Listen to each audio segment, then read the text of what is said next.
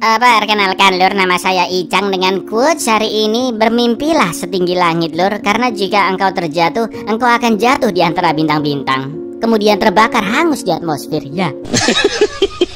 Sesuai requestan dari kalian, kali ini kita akan mengalir film bergenre drama thriller, yaitu The Calm Beyond tahun 2020. Film asal Hong Kong punya ini mengisahkan tentang bencana tsunami besar yang melanda dunia, khususnya Asia termasuk Hong Kong, di mana seorang wanita yang selamat bertahan hidup selama 5 tahun lamanya di salah satu gedung. Sampai suatu hari ada seorang gadis kecil datang yang merubah hidup wanita tersebut. Namun di lain sisi nyawa mereka terancam oleh geng perompak di sekitar sana yang sangatlah bengis. Bagaimanakah cara wanita ini bertahan hidup? Langsung aja kita ke request pertanyaan semelehe dari dulurku Al-Khairi ya. Cak, kalau di peta bahasa Inggris apakah kota Serang jadi Attack, kota Samarinda jadi Witrinda, Pulau Seram jadi Scary Island? Betul menyesatkan Anda memang. Terus kalau kota Solo single gitu, kota Palu Hammer gitu ya, Pulau Lombok Chili gitu, malah jadinya negara dong itu. Blak.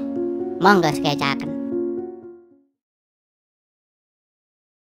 Pada tahun 2015, terjadi bencana tsunami yang sangat-sangat dahsyat menerjang banyak negara-negara di dunia, khususnya di Asia Tenggara dan Timur, termasuk Hong Kong, yang hampir keseluruhan daerahnya luluh lantak akibat bencana tersebut. Populasi pun menurun secara drastis karena sangat banyak korban yang berjatuhan, namun beberapa orang masih selamat setelah kejadian naas tersebut. Salah satunya adalah Mbak Asya, seorang wanita berumur 24 tahun di Hong Kong. Dan sekarang 5 tahun kemudian di tahun 2020, Asya masih terus bertahan hidup sendirian di reruntuhan apartemennya. Dan inilah ketenangan yang ada di seberang. Everything's gone and I'm still. It's been 5 years old. The storm has passed. Pagi itu seperti biasa Asya bangun dan memulai aktivitasnya. Meski hanya hidup sendirian, Asya masih harus mengontrol tempat tinggalnya sekarang, juga mencari bahan-bahan apapun di luar sana untuk bertahan hidup. Setelah 5 tahun berlalu, Asya sudah memiliki sistem dan aturan yang dia buat untuk dirinya sendiri agar semuanya tetap teratur lur. Asya menggunakan lampu headlamp yang diikat ke botol berisi air sebagai penerangan karena hampir tidak ada listrik di sana, dan menyimpan banyak makanan di tempat-tempat yang aman. Pagi itu Asya mengambil sebuah makanan kaleng, kompor minyak tanah kecil, dan teh celup sosro yang dia simpan di bawah sofa, lalu beranjak ke rooftop apartemen untuk menyeduh tehnya dengan memanaskan air bersih yang sudah dia tampung di sana. Di kesendiriannya sambil menyeruput secangkir teh, Asya memperhatikan bangunan-bangunan di sekelilingnya yang sudah hancur lebur dan dikelilingi oleh air laut yang sangat tinggi, dampak dari tsunami dahsyat 5 tahun silam.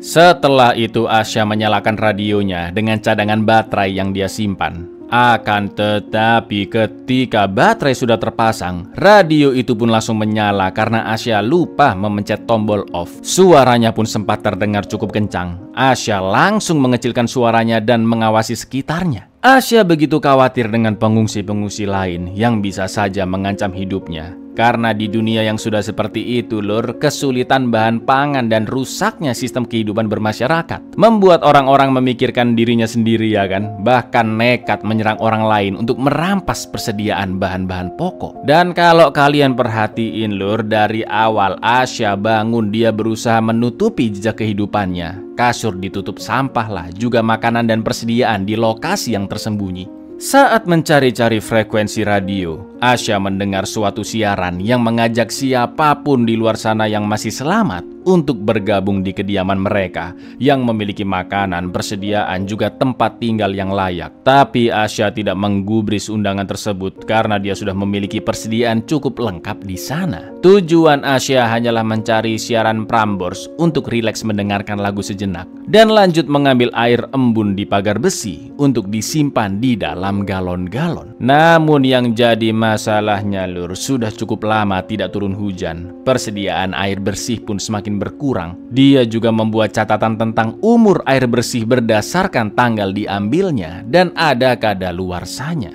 Setelah itu Asya pun lanjut sarapan mie rebus ayam bawang. Dan Asya sempat teringat dengan masa lalunya yang makan makanan mewah dan party dengan teman-teman SCBD-nya.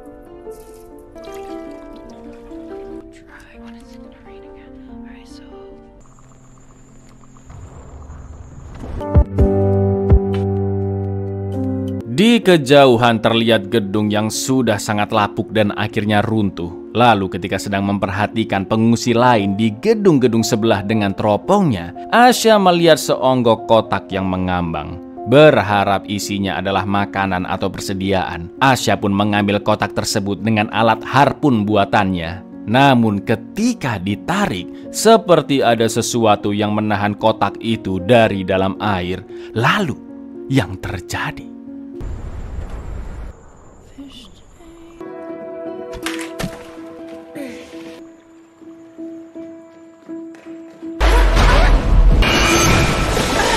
Ya, sepertinya ada makhluk besar di perairan sekitar sana. Lalu setelah kotak itu dibuka, isinya hanyalah barang-barang bekas juga sebotol hammer. Dan akibat serangan makhluk tadi, lengan kanan Asya pun terluka. Yang akhirnya hammer tersebut digunakan untuk membersihkan lukanya.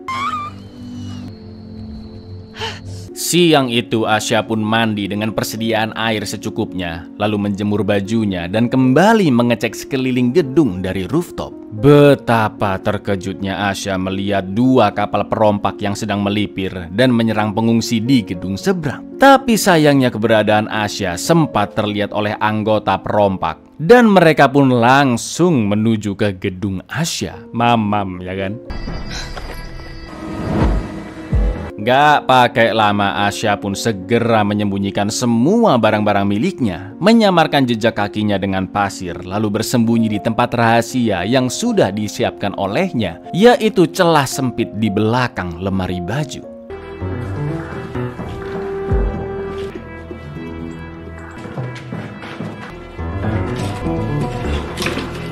Tepat setelah itu, geng perompak pun tiba dan mencari Asya ke seluruh isi ruangan, juga mengecek barang-barang yang bisa dirampas. Mereka adalah Terence, Randy, dan dua orang lagi yang sebut saja Tukiman, juga si bocil Paijo Lur. Meski masih kecil dan belum sunat, tapi Paijo sudah diberikan pistol oleh senior-seniornya. Keadaan pun semakin mencekam ketika Terence mengecek ke lemari baju tempat Asya bersembunyi dan...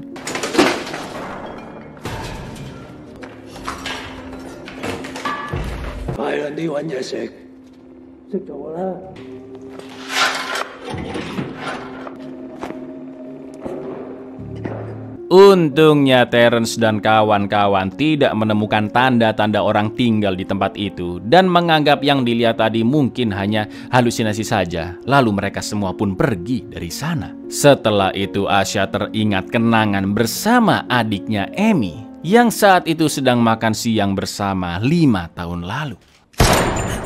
I thought I saw something. But you're just not looking hard enough. And you can tell me how it is. Keesokan harinya, Asya terbangun dengan mimpi buruk insiden bencana tsunami. Terlihat Amy yang berlari menaiki tangga, juga dua sosok yang masih misterius.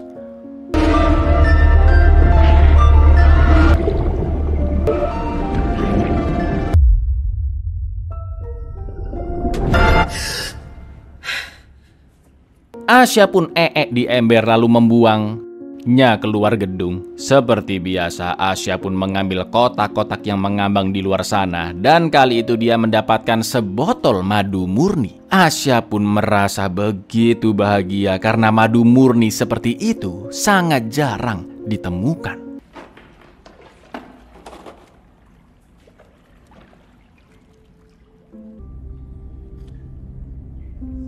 Setelah itu Asya sempat melihat seonggok mayat gadis bocil yang tergeletak di atas kotak yang mengambang. Namun siapa sangka bocil tersebut masih hidup. Dia bernama Hei Hei. Malam itu Hei Hei masuk ke gedung Asya dan diam-diam mengambil makanan kaleng ketika Asya sedang sibuk di dapur. Pada awalnya Asya tidak menyadari kehadiran bocil tersebut. Sampai akhirnya Asya yang akan tidur melihatnya dan mencoba menangkapnya. Namun dia tidak berhasil.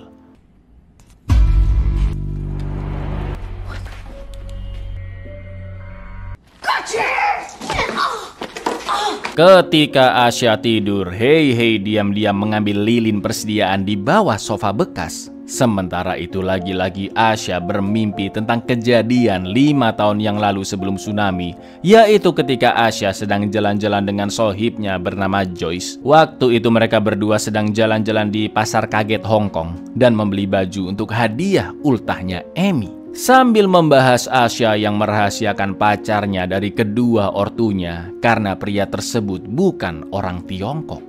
You like this? It looks just like your jacket. Kidding me? You're still hiding the fact that you have a boyfriend? Come on, you know how to... Setelah Asya bangun, dia pun terkejut melihat penyimpanan di bawah sofanya hampir ludes. Asya yakin jika pelakunya pasti si bocil Hei Hei dan langsung mencarinya dengan mengikuti makanan-makanan yang terjatuh di lantai. Namun begitu menemukannya, Asya tidak tega ketika melihat Hei Hei sedang tidur terlelap di sofa karena teringat dengan adiknya Amy. Selain itu, Hei Hei adalah manusia pertama yang menemui Asya selama 5 tahun dia tinggal sendirian. Beberapa jam kemudian Hei Hei pun bangun dan langsung menyembunyikan bungkus-bungkus makanannya ke tumpukan plastik. Hei Hei pun lanjut berkeliling ke ruangan lain dan menemukan kotak rahasia di balik stop kontak tembok. Di dalamnya terdapat sebuah amplop yang berisi foto-foto Asya bersama keluarga dan teman-temannya. Lalu tak lama kemudian Asya pun datang mengusir Hei Hei dari sana. Namun ketika melihat foto-foto tersebut, Asya jadi kembali teringat dengan masa lalunya, di mana ibunya memberikan kalung turun-temurun kepada Amy, yang mana Asya pun sempat kesel karena seharusnya kalung itu diberikan ke kakak tertua.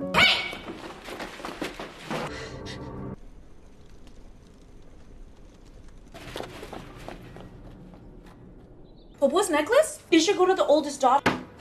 Sekarang kalung turun-temurun dari neneknya itu sudah dipakai oleh Asya. Meskipun Asya jengkel dengan Hei Hei, namun dia tetap membuatkannya makanan, juga menyiapkan kasur kecil lengkap dengan spray dan bantal guling bersih.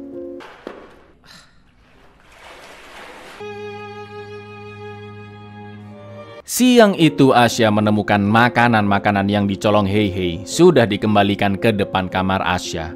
Lalu ketika Asya makan siang di rooftop, Hei Hei pun juga ikut makan di sana. Dan untuk pertama kalinya setelah beberapa tahun, Asya akhirnya bisa tertawa lepas karena melihat tingkah Hei Hei yang begitu lucu.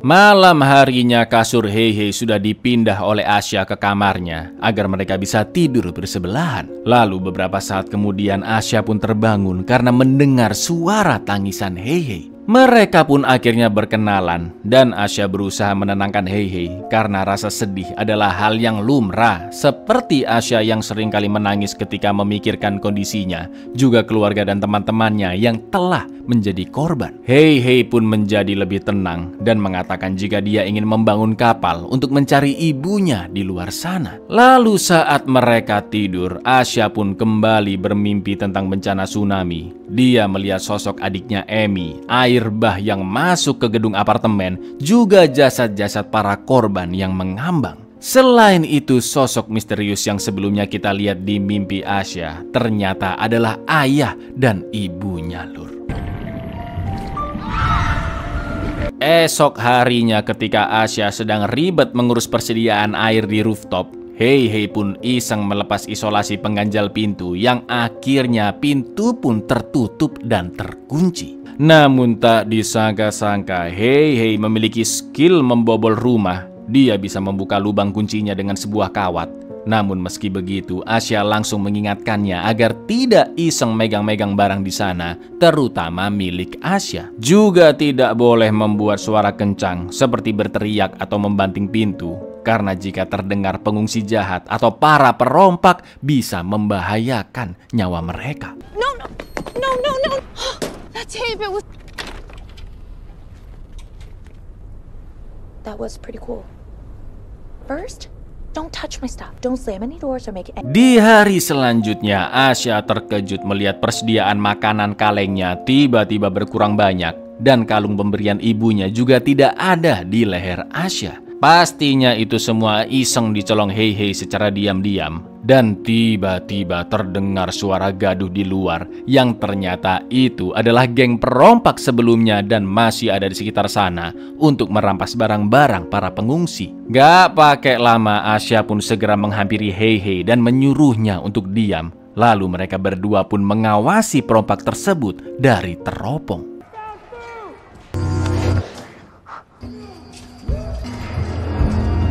Setelah itu ketika sedang dimandikan, Hei Hei pun bertanya bagaimanakah cara Asya menghadapi orang-orang jahat jika mereka nanti datang ke sana. Dan Asya hanya menjawab bahwa dia akan pergi ke tempat persembunyiannya. Hei Hei pun sempat mengajak Asya pergi bersamanya nanti. Tapi Asya menolak karena tempat itu adalah satu-satunya rumah yang aman dan di luar sana juga tidak ada apa-apa. Lalu Hei Hei menceritakan jika dia belajar mencuri dari ibunya. Namun ketika Asya bertanya apakah dia mengambil kalung miliknya, Hei Hei pun tidak mengaku dan langsung kabur ke kamarnya.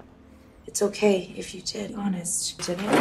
Sambil mengetuk kamar Hei Hei, Asya pun berusaha membujuknya karena dia tidak marah jika Asya memang benar mengambil kalungnya. Juga meminta maaf jika kata-katanya menyakiti Hei Hei. Karena Asya sudah sangat lama hidup menyendiri dan tidak berkomunikasi dengan siapapun. Tapi ternyata Hei Hei berada di kamar Asya untuk mengambil barang-barangnya, lalu baru pindah ke kamarnya. Sebenarnya Hei Hei mendengar semua perkataan Asya, namun dia tidak menggubrisnya sama sekali. I'm just not good at this whole being with people thing. Hey, I'm not upset if you took the necklace.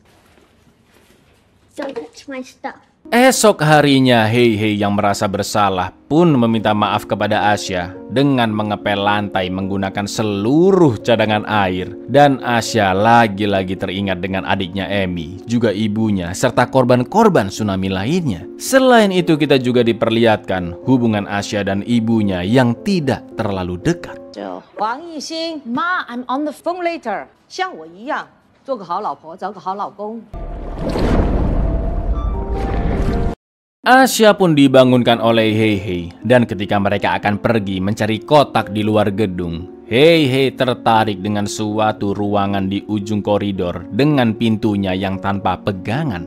Namun Asya menjelaskan bahwa Hei Hei dilarang ke tempat itu karena sangat mambu kentut di dalamnya, katanya Lur.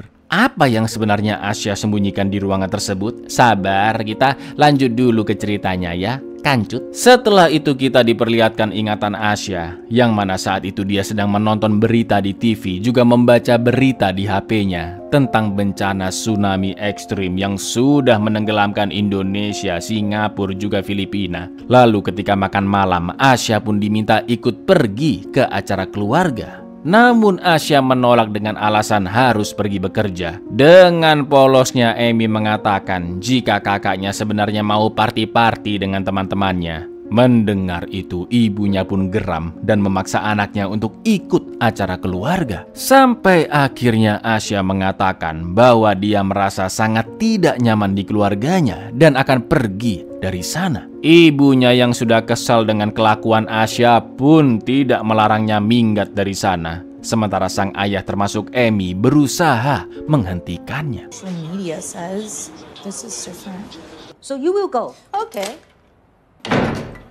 Ketika sedang asyik dengerin radio, Hei Hei mendengar siaran yang pernah didengar Asya sebelumnya, yaitu tentang posko di luar sana dengan makanan dan persediaan cukup lengkap. Tentang posko di luar sana dengan makanan dan persediaan cukup lengkap, juga menyertakan koordinat lokasinya. Hei Hei pun menceritakannya kepada Asya, namun dia mengatakan jika itu bisa saja hanya perangkap, kalaupun mereka pergi ke sana, mereka tidak punya kapal dan entah berapa lama waktu yang dibutuhkan. Asya dan Heihei sempat bertengkar, lalu Heihei masih mengaku tidak mencuri kalungnya, juga menganggap Asya adalah seorang penakut yang tidak memiliki kehidupan. So nice to me, but you're not.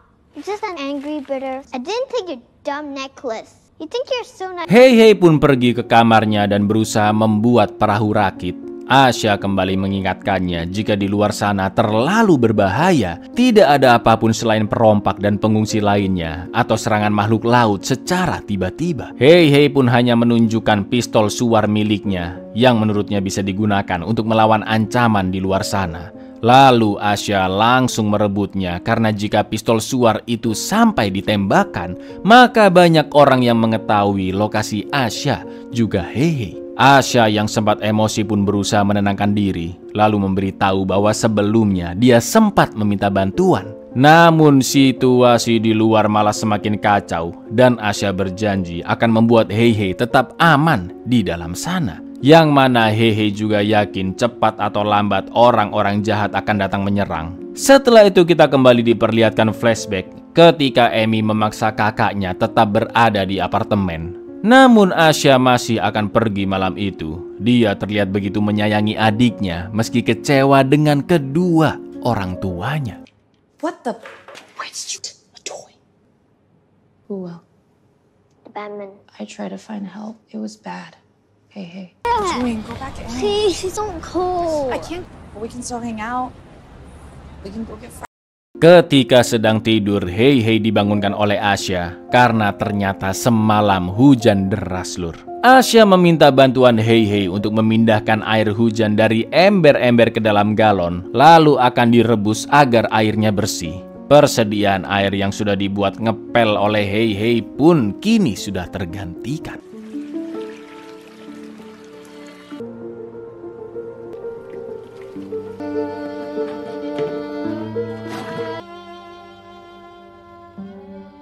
Ketika sedang beres-beres, tanpa sengaja Heihei menemukan kalung milik Asya yang terjatuh. Heihei pun yakin Asya pasti tidak percaya jika dia menemukannya begitu saja dan masih menganggap Heihei mencurinya. Maka dari itu Heihei tetap merahasiakan temuannya itu dan hanya meminta maaf ke Asya karena kalungnya telah menghilang. Namun Asya sudah tidak memikirkan kalungnya lagi. Setelah itu Heihei akan membuat mie rebus lengkap dengan sayur-sayuran untuk merayakan turunnya hujan. Sedangkan Asya menemukan fotonya berdua dengan Emi. Tak lama kemudian Heihei pun datang membawa mie sedap yang sudah matang dan menanyakan tentang adik Asya di foto tersebut. Akan tetapi Asya tidak ingin menceritakan apa-apa karena adiknya sudah meninggal bersama semua anggota keluarganya. Mendengar itu Heihei pun terlihat sedih. Namun Asya mengatakan jika mereka berdua setidaknya masih hidup di dunia dan harus saling membantu satu sama lain. We're still here, right? And we have each other. Malam itu Asya terbangun dan sudah ada kalung pemberian ibunya di tangannya. Asya memperhatikan kait di kalung tersebut yang ternyata sudah rusak, lur. Itu artinya kalung terjatuh saat dipakai Asya dan Heihei memang bukan pencurinya. Karena merasa bersalah dan sebagai bentuk ucapan terima kasih atas bantuannya, Asya pun membuatkan perahu rakit sesuai keinginan Heihei untuk mencari tempat yang lebih aman bersama-sama di luar sana. Betapa bahagianya Heihei ketika Asya menunjukkan perahu tersebut. Di lain sisi Asya teringat detik-detik tsunami menerjang Hong Kong di malam saat dirinya minggat dan Emi memintanya untuk segera kembali esok pagi.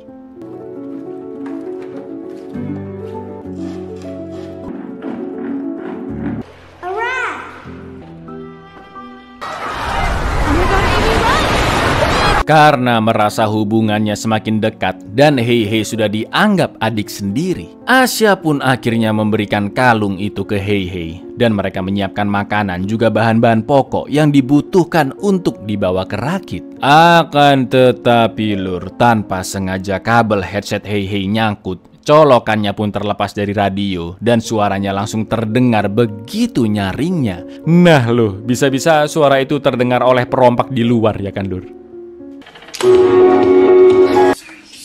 Alih-alih marah, Asya kali ini bisa lebih bersabar dengan Hei Hei dan memintanya untuk menyembunyikan rakit beserta isinya terlebih dahulu, lalu menunggu waktu yang aman untuk berangkat dari sana.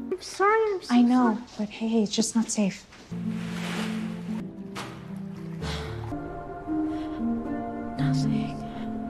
Keesokan harinya, saking ketakutannya perompak datang, Hei Hei pun sembunyi di lemari yang akhirnya ditenangkan oleh Asya. Lalu saat sedang menyortir barang-barang, mereka mendengar suara perompak datang ke sana. Dan semua barang-barang pun langsung disembunyikan secepat-cepatnya. Namun karena celah rahasia di belakang lemari hanya muat satu orang, Asya pun memaksa Hei Hei bersembunyi sendirian. Sementara Asya akan sembunyi di kamar ujung lorong yang bau kentut.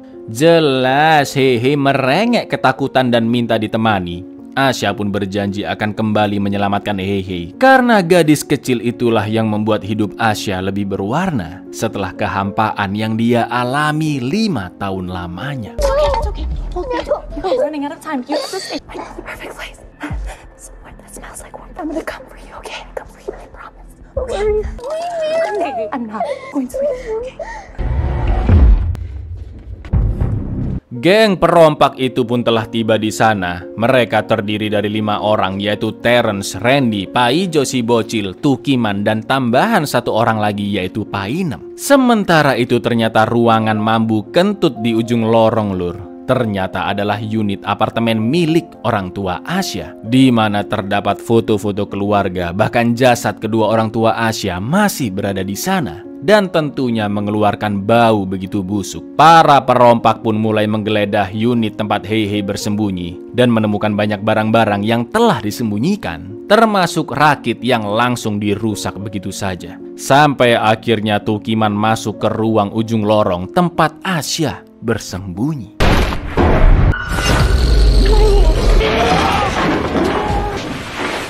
Asya pun kembali teringat di saat-saat terakhirnya dengan adiknya Amy. Ketika tsunami menerjang kota Hong Kong, Asya dan Amy pun berlari masuk kembali ke apartemennya dan segera naik ke rooftop. Sementara itu banyak orang-orang berbondong-bondong ikut naik ke atas. Asya terus menarik tangan Amy yang akhirnya terlepas dari genggaman Asya dan dia tidak kuat untuk mengejar kakaknya. Tanpa disadari, Asya terus berlari dan berhasil sampai di rooftop. Sedangkan Amy tewas terinjak orang-orang lain yang juga berebutan naik ke atas sana. Namun sayang air sudah keburu naik hingga hampir ke permukaan rooftop, yang bukan hanya menenggelamkan semua orang di apartemen, namun mereka juga mati tersetrum listrik yang menyambar karena terkena air. Dari semua orang yang berada di gedung itu, hanya Asyalah yang berhasil selamat.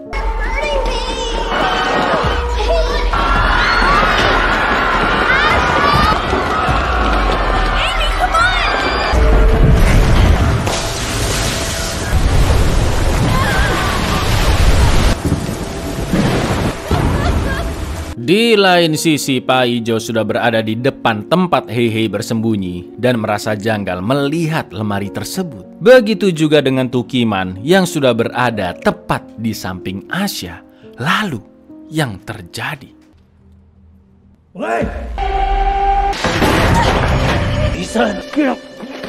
Asya dan Hei Hei pun akhirnya ditangkap. Makanan dan bahan-bahan pokok mereka juga dirampas. Akan tetapi Asya pun teringat Hei Hei yang mirip seperti adiknya, dan kali ini dia harus bisa menyelamatkannya. Asya pun akhirnya nekat melawan Randy yang akan membawanya naik ke atas kapal dan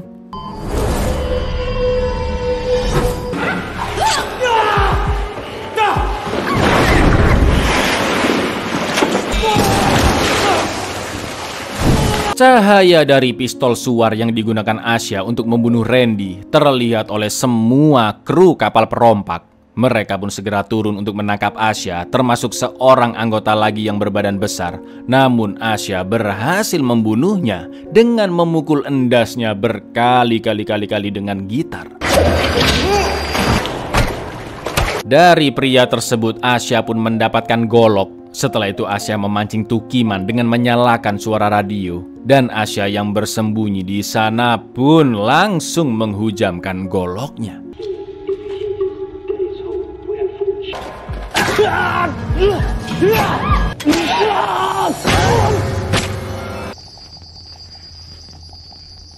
Tiga orang telah mati dan masih tersisa 3 lagi. Kali ini Painem lah yang terkena jebakan dari Asya. Dia disiram bensin, didorong ke dalam ruangan dan dilempar api hingga terbakar hidup-hidup. Lalu Asya pun mengunci ruangannya. Di akhir-akhir film ini sadis loh ternyata. Sekarang adalah giliran Terence yang sedang berjalan menuju teriakan Painem, yang kakinya pun langsung ditusuk Asya saat menaiki tangga. Pergelutan pun akhirnya terjadi. Asya sempat tercekik dan akan mati. Tapi yang terjadi,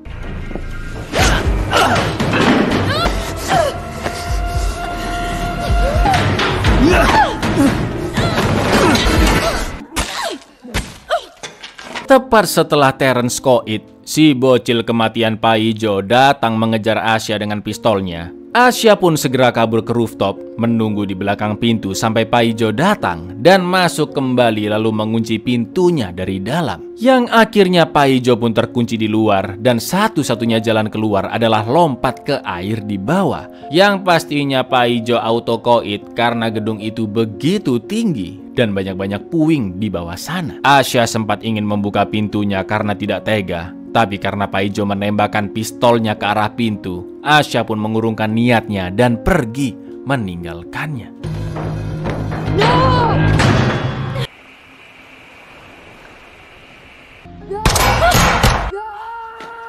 Ternyata masih ada satu orang lagi lur, yaitu nahkoda kapal bernama Jason yang sedang menjaga Heihei supaya dia tidak kabur. Asya pun membidik Jason dengan harpunnya, tapi halah meleset dong ya kan. Namun setelah itu dengan nekatnya Heihei mendorong Jason ke dalam air dan Heihei juga ikut ditarik olehnya. Karena tahu ada makhluk ganas di bawah air, Asya pun langsung lompat ke dalam sana untuk menyelamatkan Heihei. Sedangkan Jason menjadi santapan renyah makhluk mengerikan itu. Alhamdulillahnya semua geng perompak laknat itu akhirnya tewas. Asya dan Heihei juga berhasil mendapatkan kapal baru. Juga terdapat banyak makanan ataupun bahan-bahan pokok di sana. Rezeki orang-orang yang terzolimi ya kan. Heihei pun bertanya kenapa Asya mau menolongnya. Dan Asya menjawab jika dia membunuh semua anggota geng perompak itu bukan hanya untuk menyelamatkan Heihei, tapi juga agar kehidupan mereka bisa lebih baik. Karena cepat atau lambat perompak lain akan datang menyerang, atau mungkin bangunan apartemen yang semakin lapuk bisa hancur begitu saja.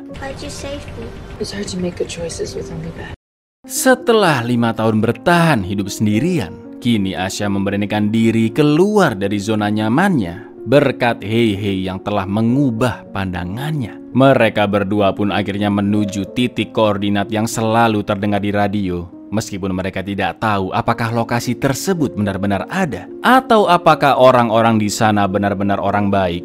Namun setidaknya itu adalah satu-satunya harapan bagi mereka untuk melanjutkan bertahan hidup.